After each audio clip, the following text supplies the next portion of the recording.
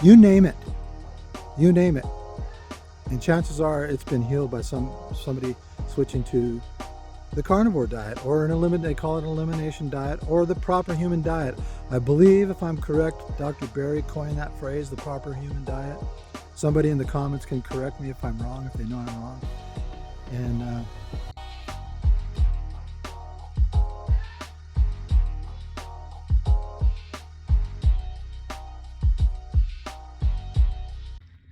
hello, my friends. Well, it's New Year's Eve, and I've made it through Thanksgiving and Christmas, and I haven't had one bite of sugar or carbs of any kind. And you may be wondering, well, how in the heck can you do that, especially during the holidays? Well, it's called becoming fat adapted, meaning your body's running on fat or ketones instead of carbohydrates or glucose or sugar, if you will. And so I wanted to talk a little bit about that and a little bit about the benefits of this diet. I also want to talk about Kerry Mann's new documentary coming out, and I believe it is called Healing Humanity with a Proper Human Diet, or something to that effect. Healing Humanity is the main title of it. And so, and it's really, it's going to be great because it's going to help millions of people. And millions of people are already healing themselves from everything under the sun, my friends, by eating this carnivore style diet. And I know a lot of people that may see this or may watch this are thinking, yeah, it's just another fad diet. It's not, folks.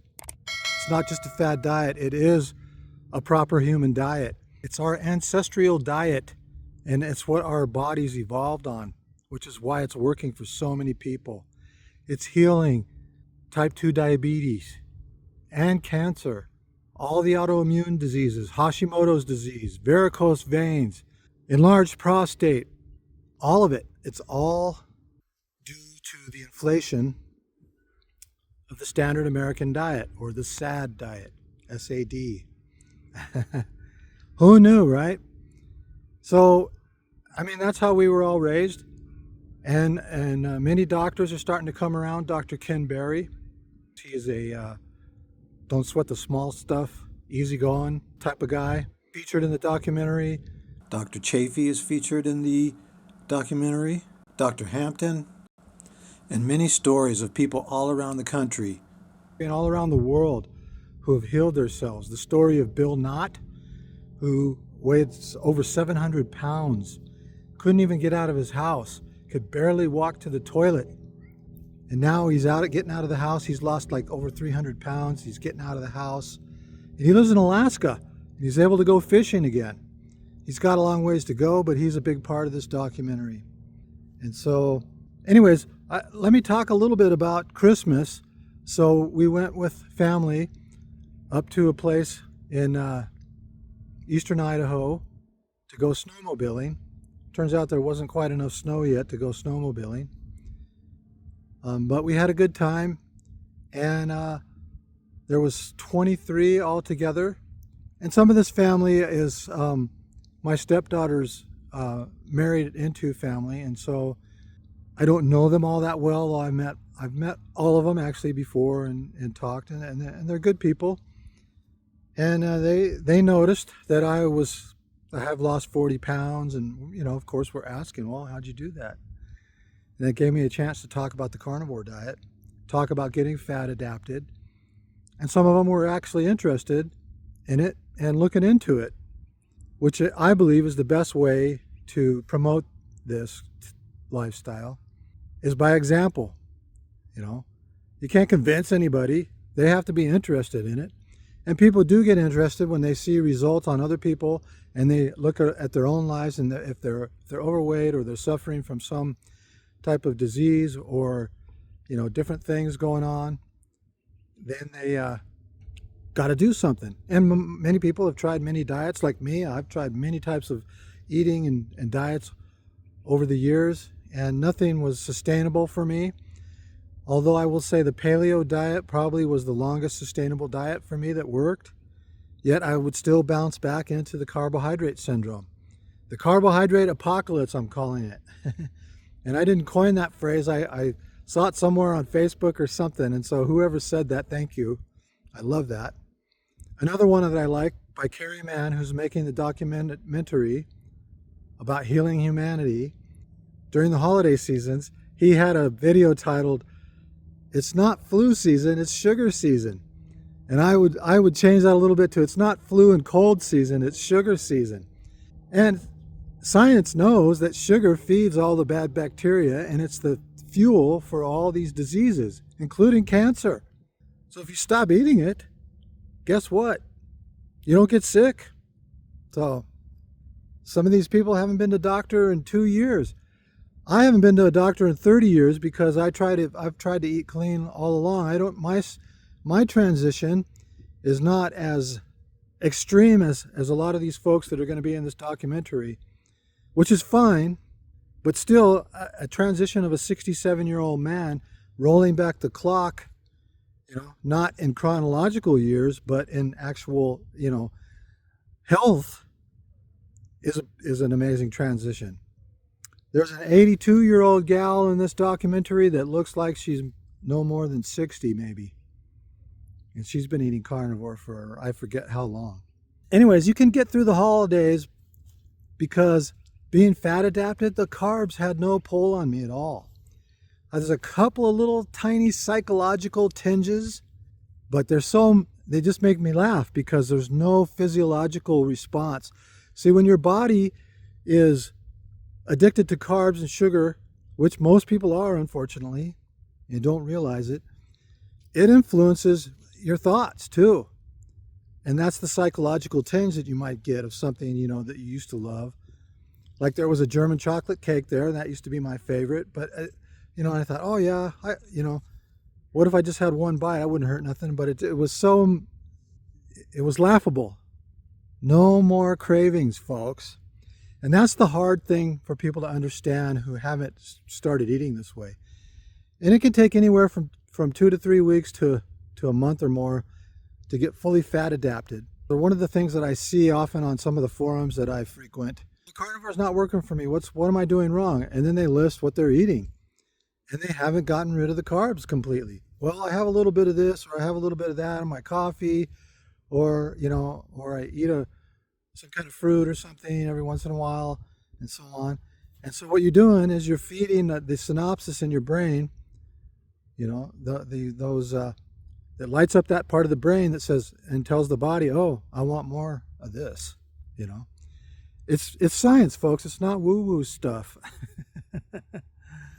So think about it. If you're interested in this and you want to look into it, I mean, the science is out there. It's a crying shame that millions of people are living their lives in pain and suffering, and it's all diet. Kerry, his YouTube channel, and I'll post a link in the video and in the description of this video. His channel is Homestead How.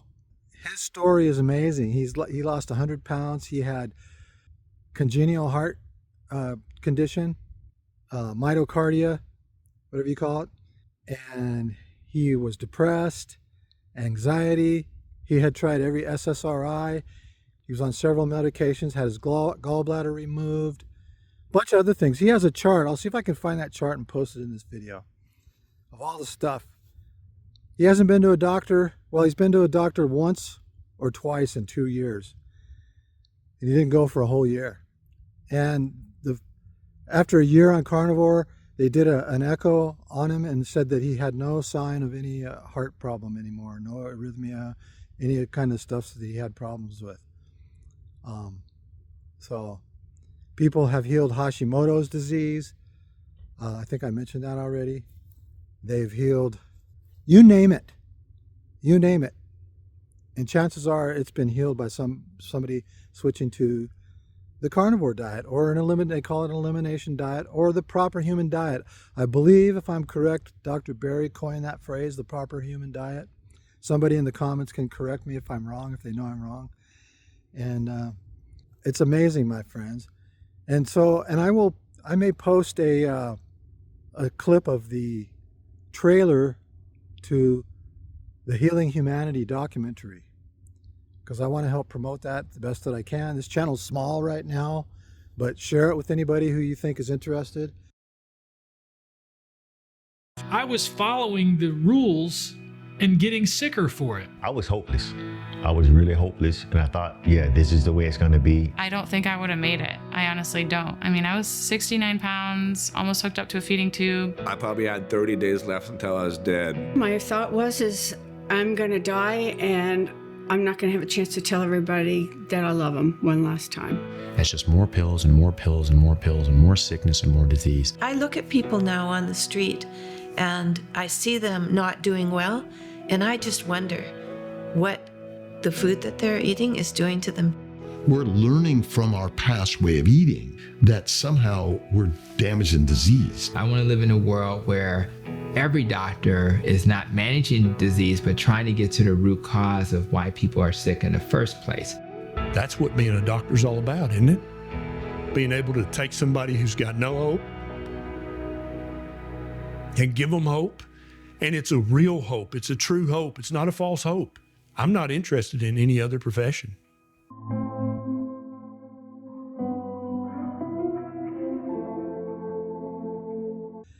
Folks, this is a revolution. This is a miracle.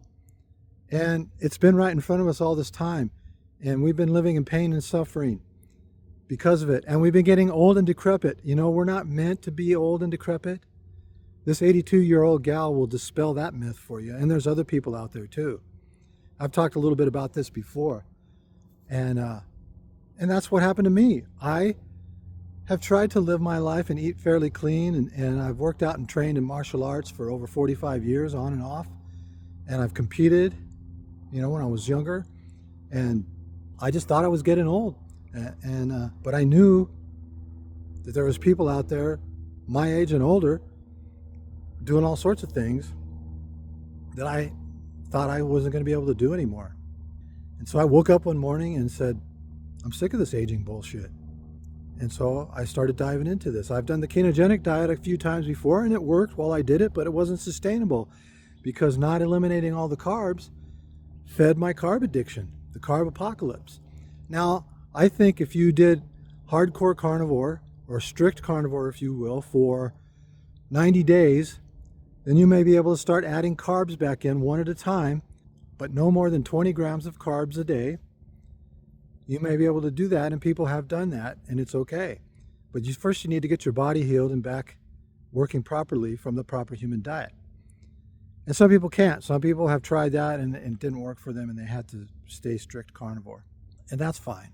You know, different people have different things. I've eliminated, one of my weaknesses has been cheese. I love cheese, and I've had a hard time eliminating it, but I've eliminated it. And I will probably try adding it back in when I get down to my goal weights and I'm fat. I'm already feeling great. I have days once in a while where I'm feeling a little under par, not necessarily bad or sick or anything. I had keto flu maybe twice. The first time was a little bit stronger. The second time was mild. And the days I'm feeling under par, that might be a keto flu, but it's not that bad. It doesn't stop me from doing anything. I just feel a little bit under par, a little less energy, that kind of thing. And sometimes I feel a little bit slightly lightheaded or something. And that could be it also. But for the most part, I feel amazing. I feel 10 years younger. And I want to share. That's kind of a human nature, right? Something great happens to you and you want to share it with everybody, and everybody gets sick of you sharing it with them. And so that's why I did this YouTube channel, because I don't really talk about it that much unless people ask. And like I said, that's the best way to share stuff, is by example, by doing it. You know, people see me and think maybe I'm 40 or 50 and I tell them I'm 67, they're going to want to know how I did it. And so I don't want to, you know, try to push it on people or be preachy about it to people when I talk to them. And nobody gave me any peer pressure to have anything during Christmas or Thanksgiving. You know, they asked me how I lost the weight and how, you know, And I told them, and nobody said, oh, just have a little bite of this or that or anything. And that sometimes happened with family and stuff that are skeptical. And so, but even if they did, I would have just laughed and smiled, because I have absolutely no desire for any of it. You know, I eat once or twice a day. I drink Soleil water, which is salt water, which I've talked about before. You can look that up, Soleil, S-O-L-E. And, you know, I do the X3 home gym training. You can look that up. I have a video on that. I walk 45 minutes a day. I do what I call Tibetan yoga and stretching. And I'm already feeling so much better, my friends, so much better. And I'm only, you know, maybe about halfway to where I want to be. I still need to lose probably another 20 pounds, maybe more, I don't know. Or maybe I need to lose more fat. I don't know how much I'm going to weigh. My goal weight is 175, but it's not about weight anymore, because doing the X3, I'm putting on some muscle. So I might weigh a little bit more than I expect, but which I don't care. It's body composition that I'm interested in, and flexibility, you know, and that kind of thing.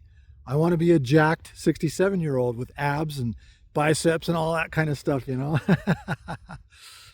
And so that's my goal, really. And to live a good quality of life for however long I live, you know.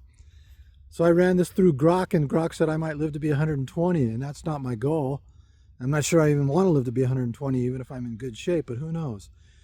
But I do want to be in good shape however long I do live.